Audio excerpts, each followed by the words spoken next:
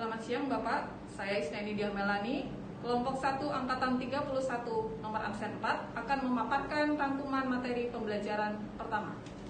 Materi pertama adalah wawasan kebangsaan.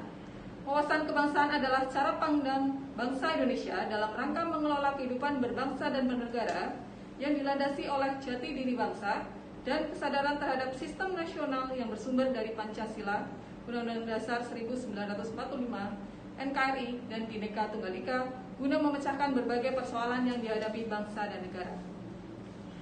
Beberapa titik penting dalam sejarah bangsa Indonesia, yaitu pada tanggal 20 Mei 1908 didirikan organisasi Budi Utomo.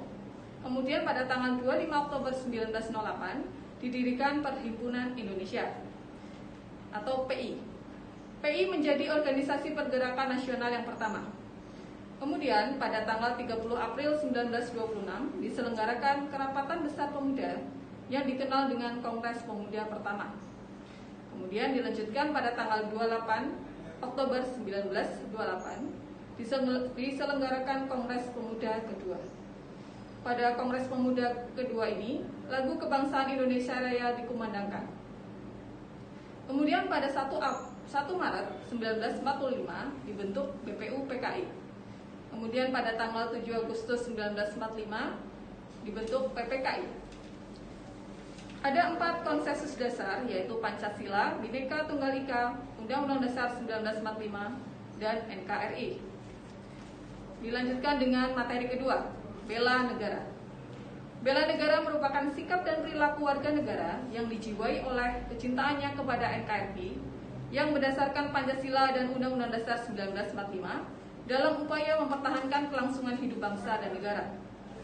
Adapun rumusan 5 nilai bela negara, yaitu yang pertama, rasa cinta tanah air; 2, sadar berbangsa dan bernegara; 3, setia kepada Pancasila sebagai ideologi negara; 4, rela berkorban untuk bangsa dan negara; 5, mempunyai kemampuan awal bela negara. Aksi nasional bela negara adalah sinergi setiap warga negara guna mengatasi segala macam ancaman, gangguan, hambatan, dan tantangan yang berlandaskan pada nilai-nilai luhur bangsa untuk mewujudkan negara yang berdaulat, adil, dan makmur. Ada bela negara secara fisik, yaitu dengan mengangkat senjata apabila ada serangan dari negara lain. Apabila ada serangan dari negara asing.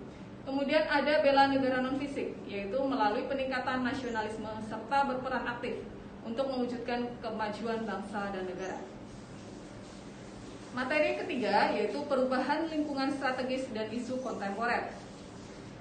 Menjadi PNS yang profesional. 1. Mengambil tanggung jawab.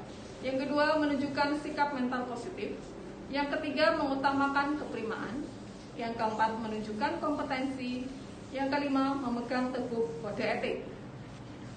Adapun 4 level lingkungan strategis yang dapat mempengaruhi kesiapan PNS, yaitu individu, keluarga, masyarakat pada level lokal dan regional, serta nasional dan dunia atau global.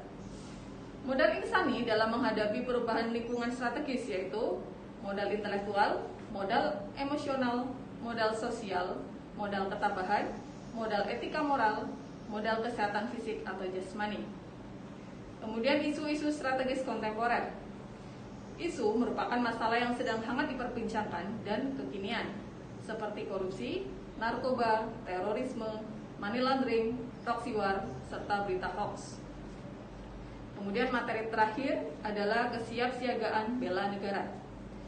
Kesiapsiagaan bela negara adalah suatu keadaan siap siaga yang dimiliki oleh seseorang, baik secara fisik, mental, sosial, dalam menghadapi situasi kerja yang beragam, yang dilakukan berdasarkan kebulatan sikap dan tekad, secara ikhlas dan sadar, serta rela berkorban, yang dilandasi cinta terhadap NKRI.